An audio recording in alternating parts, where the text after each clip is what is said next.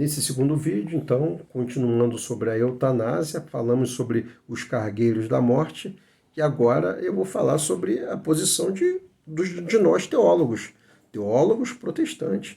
Buscamos a preservação da vida.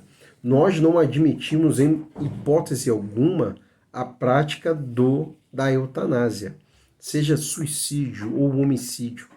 Nós não admitimos e a Constituição brasileira não dá legalidade para tal prática, para tais práticas. Vamos lá, numa visão jurídica no Brasil, o induzimento ao suicídio está previsto no artigo 122 do Código Penal. A pena para a prática, para o induzimento ao suicídio, é de 2 a 6 anos. É você chegar para a pessoa e dizer: estou vendo o teu sofrimento, não tem jeito, né? Para, você mesmo desliga aí o equipamento, a máquina aí que está te mantendo vivo. Tome esses remédios aí, para de comer. A pessoa que está falando, induzindo a pessoa vítima, a pessoa fragilizada, doente, a pessoa que está falando, ela está praticando o induzimento ao suicídio. Agora, como você provar isso? Se não tiver uma câmera, né, uma gravação em áudio ou em vídeo, ou a pessoa que tentou o suicídio sobreviver e falar: não, quem me orientou foi fulano e beltrano, para que essa pessoa que cometeu o crime de induzimento seja apenada, né, através da aplicação do Código Penal brasileiro. Né? Existe existe uma proposta do novo Código Penal brasileiro de 2012 em que geraria uma mudança na legislação e admitiria a possibilidade da prática da eutanásia, tá? Mas não foi adiante isso, tá bom? Continua sendo no Brasil uma prática criminosa, a eutanásia. Quer ver? A gente não falou lá atrás sobre o aborto? Aí tá lá: a criança foi através de exames, foi diagnosticado com uma doença severa, que vai sobreviver em poucos dias após o seu nascimento. Aí o que é orientado? Interrompe a gravidez, o aborto. Isso se chama feticídio, né? Se chama a eutanásia, uma prática a eutanásia passiva, né? A má morte, né? Que a criança indefesa tem a sua vida interrompida. E outra coisa, médicos erram, equipamentos erram. Quem é você? Quem sou eu para decidir pela vida ou morte de alguém? Ok? E eu quero aqui, com base no livro de Gênesis, né, que a morte, a cessação da vida, ela veio como consequência do pecado lá no Éden. Adão pecou, errou, Eva, e por conta do erro deles, a morte veio, né, como salário. Então, a partir daí, quando a gente vive e se depara com momentos difíceis, de enfermidades, né, e a morte está nos cercando, a gente sabe que a morte em Cristo, para nós, é lucro, é vitória. Nós não temos medo da morte. E nem somos loucos de antecipar isso, tá? Eu me lembro de uma história de um colega aqui, policial militar, que estava em uma das comunidades no Rio de Janeiro, e aí estava, de um lado, traficantes, criminosos efetuando os disparos aleatoriamente. Do outro lado, policiais militares combatendo o crime, né, estabelecendo a ordem e impedindo que esses criminosos do outro lado prosseguissem no seu intento, que é a invasão de uma outra comunidade. E aí me entra um louco, segundo a história narrada por esse colega policial, um louco crente, né, pastor, e começa em nome de Jesus, e entra no meio daquele tiroteio e diz: que Deus defenda as famílias, que sejam repreendidos, que cessem os tiros. E nessa ele foi progredindo. E acabou o quê? Morrendo. Morrendo. O cara não assumiu um risco. Não sei se estava lucidamente falando bem para aquele momento, mas ele foi, pagou o preço. Talvez estivesse com uma fé exacerbada, acreditando. Temos que ter cautela e responsabilidade nas nossas ações e da forma como vamos ensinar as outras pessoas. Nada de loucura. Né? A apóstolo Paulo fala em Romanos capítulo 12, versículo 1. Rogo-vos, pois, irmãos, pela compaixão de Deus, para que apresenteis os vossos corpos em sacrifício santo, puro, que é o vosso culto racional. E não vos conformeis com este mundo, versículo 2, mas transformai-vos pela renovação do vosso entendimento, para que experimenteis qual seja a boa, perfeita e agradável vontade de Deus. O culto é racional, nós temos a capacidade de discernir as coisas. E a gente não vai agir de forma irresponsável, né, a fim de prejudicar, colocar em risco outras vidas e de colocar a sua própria. Porque quando você faz sabendo, olha o risco de você incidir na prática do suicídio. Né? Que o que o cara fez, não vou julgar para onde ele foi, para o céu ou para o inferno, mas foi um suicídio que o cara praticou ali, assumiu um risco, né, de morrer, e morreu. Né? Claro, temos que considerar todo um contexto. Não vou aqui também entrar em detalhes, e mais uma vez eu digo, não sou julgador de ninguém, mas a gente precisa ensinar, tá bom? Ensinar as pessoas a fazer o que é certo, né? Você, na igreja, ensina os teus jovens a terem horário para andar, para circular, saírem de suas igrejas, a irem para suas casas, não ficarem pela madrugada andando aí como um louco. Por quê? Tem violência na madrugada, tem aí mulheres que andam na rua, podem ser violentadas sexualmente ou terem suas vidas ceifadas. É o jovem rapaz que pode ser assaltado e ter a sua vida ceifada. Por quê? Falta de prudência, de cuidado. As nossas ovelhas precisam ser orientadas também nesse sentido. Não é você ficar até 10, 11 horas da noite na igreja. Não, tá tranquilo. Tem que ser prudente, né, irmãos? Né? Tudo bem, existem exceções. Eu já andei na madrugada aí, mas eu tinha muito cuidado e cautela, e não era uma prática habitual, não. Era quando necessário e pedindo a Deus que guarde.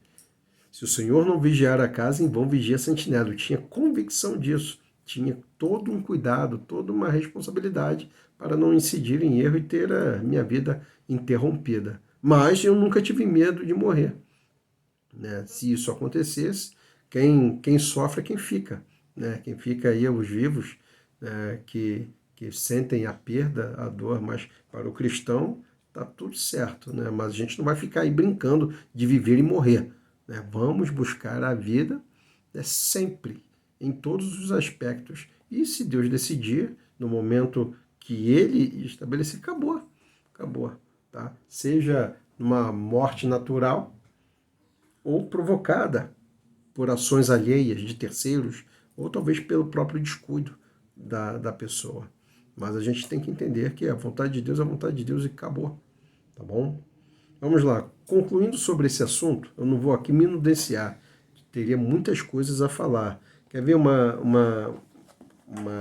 alguns argumentos que são apresentados com relação à eutanásia?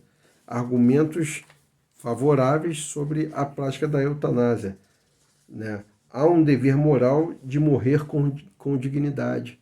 Esse argumento é favorável à eutanásia. Mas que dever moral é esse? Se a moral, a ética que nós estamos aqui apresentando, estudando, está relacionada à preservação da vida, e que quando você contraria a Bíblia Sagrada que defende a vida, você está indo no rumo contrário, que não é o da moralidade, mas da imoralidade, do descuido, da irresponsabilidade para com a vida humana.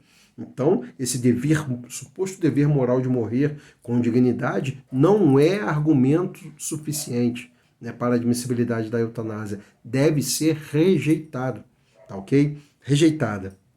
Outro argumento a eutanásia é um ato de misericórdia para com aquele que sofre, para aqueles que defendem a eutanásia, o aceitar a prática é um ato de misericórdia para com aqueles que sofrem. Meu Deus do céu. Isso aí é o argumento mais covarde que se tem para dizer: lavo minhas mãos, não quero mais responsabilidade. A pessoa decidiu tirar a sua própria vida ou pediu, foi de forma passiva, teve a sua vida parada porque a pessoa estava em estado intenso de sofrimento. Não existe esse admissibilidade para essa prática da eutanásia. Estou falando para a igreja, para teólogos, para pastores. Quando você for ensinar na sua igreja, tem que ter cuidado e responsabilidade. Outro argumento a favor da eutanásia, que é além de ser um ato de misericórdia para com a família sofredora, também alivia o esforço financeiro. Veja só, né? Tem muita gente na família que está doido para ver morto para se livrar do doente e prosseguir com a sua vida. Misericórdia, né? A falta de amor ao extremo, né? Imagina um filho doente, uma mãe doente, um pai, uma esposa, esposo, e você queria a morte para se livrar daquele peso? E não é peso, mas a pessoa olha a situação desse seu ente querido como um peso. E além disso, de achar ser um fardo, também tem a questão a questão financeira. Tá? Você quer ver uma coisa? A igreja, ela ajuda, assiste muitas pessoas financeiramente, com recursos de remédios, né? Às vezes até um socorro hospitalar, né? Com um socorro financeiro custeando o atendimento hospitalar. E quando essa igreja, e eu falo da pessoa do líder, né, que começa a desejar a interrupção daqueles gastos financeiros, pensando na hipótese da pessoa morrer, né, isso já é um grande erro. Você está pecando, desejando a morte do seu próximo, tá bom? Você, líder, não pode pensar dessa forma. Ah, não, mas é um alívio financeiro, né? A família está sofrendo, né? Todo mundo sofrendo, tem que parar. Está errado. É preservação da vida. Outro argumento a favor da eutanásia, que além de aliviar a dor da família, a questão financeira, alivia a sociedade de um grande peso social. É mais uma vaga que se abre quando a pessoa morre. Ah, meu Deus do céu. Você não acha? Melhor, pode ter certeza que isso acontece todos os dias em hospitais. Abertura de vagas. Aí se pensa, o idoso já viveu bastante. Vamos deixar os mais novos sobreviverem. E vai lá e abre vaga, né, praticando a eutanásia. Não estou aqui, né, já existem histórias, casos no Brasil e fora do Brasil, de pessoas que fizeram isso, pessoas que teriam que defender a vida, né, como profissionais da área de saúde que praticaram a eutanásia. Você acha que isso acontece? Acontece, tá bom? Eu tive uma experiência de um idoso, um pai meu pai. Bom, eu não vou entrar no mérito desse assunto, mas eu sei que essa prática interior de estabelecimento de saúde acontece, tá bom? Por fim, um último argumento utilizado a favor da eutanásia é que é um ato humano a ser feito.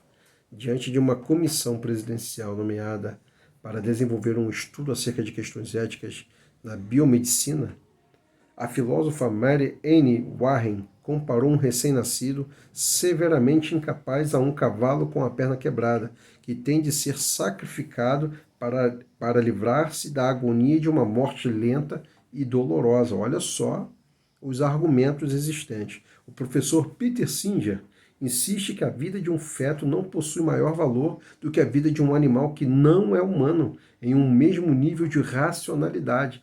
Então você começa a pensar, biblicamente falando, e a ver que esses responsáveis pela medicina, que são multiplicados por centenas, milhares de pessoas, de profissionais no mundo, né, que pensam iguais, né, que a vida humana de um feto não se resume a um nada, a um ser irracional, e que por isso não merece a proteção, e que se tiver que ser interrompida a vida, vai ser interrompida, e é um absurdo. No Brasil nós estamos vendo mobilizações da ala esquerdista, né, de nosso país, buscando a defesa da legalização do aborto. A legalização isso é terrível. Aí passa governo, volta governo, outro governo, está sempre lá a esquerda comunista querendo a morte de pessoas indefesas, da criança, do feto, na prática do aborto. Como também buscam aí legalização das drogas. Eu aqui também abro um posicionamento controverso, né, e que merece ser pensado com muito cuidado. Tem pessoas que são mortas em hospitais, desaparecem, porque existem relatos de que estão se comercializando clandestinamente órgãos. Então, o comércio clandestino criminoso de órgãos tem feito com que pessoas desaparecessem, crianças, adolescentes, jovens, né, com o objetivo de sustentar esse comércio clandestino. Infelizmente, na China, por exemplo, criminosos são mortos e órgãos são retirados para fins de transplante. Olha só, uma China, país, nação comunista.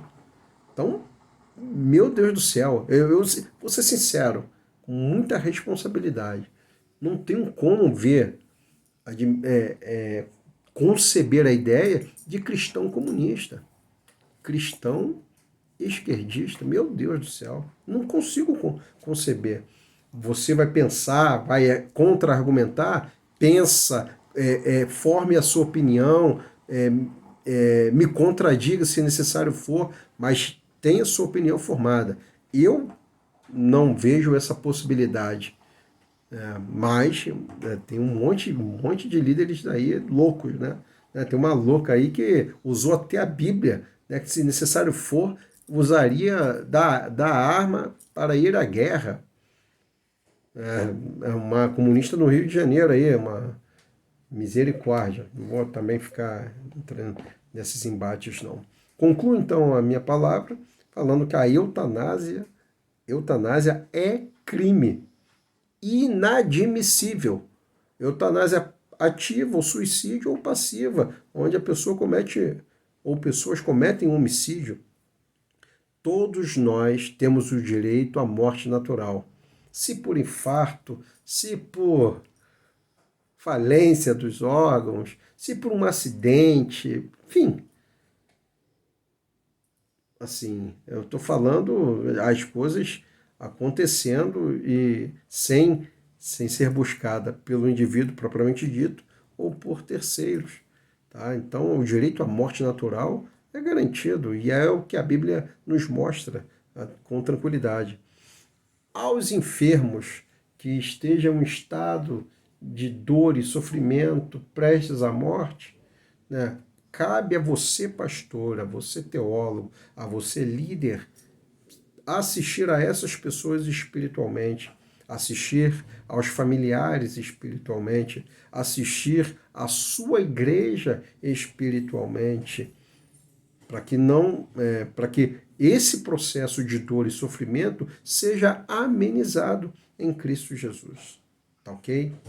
Tranquilo em relação a isso? Então, volto a citar o que Paulo escreve em Filipenses capítulo 1, versículo 21. Porque o viver é Cristo e o morrer é lucro. Vitória para vocês, em nome de Jesus. Vamos ter cuidado na aquisição dessas informações, estudem, se aprofundem, tá bom? Não deixem assuntos sem respostas na sua igreja. Não espere acontecer para ensinar, mas fale uma semana de palestra, né? Fale sobre os assuntos. Tem um livro, Ética Cristã. Pega aí, pastor. Pega aí, você, teólogo em formação, e pega os assuntos e vai tratando dentro da sua igreja. numa terça-feira, numa quarta-feira, numa EBD. Ensine aos seus alunos, aos seus membros, aos seus liderados, aos seus pastores, entre pastores, para aprenderem também a tratar sobre esses assuntos. É de fundamental importância. Tá ok? Quem aqui já não pensou na pena de morte? Um assunto que nós vamos abordar ainda nos 4 encontros posteriores. Mas tem um monte de gente na sua igreja que admite a pena de morte. E você, pastor? Como é que você pensa? É direito pró-vida ou você abre exceção à morte de qualquer pessoa? Entendeu? Não. Eu busco o direito à vida. Eu prego a vida. Mas se fizerem mal a alguém da minha família, morte. Vamos pensar mais adiante. Vitória para vocês. Vamos agora ao segundo assunto, que fala sobre o transplante de órgãos.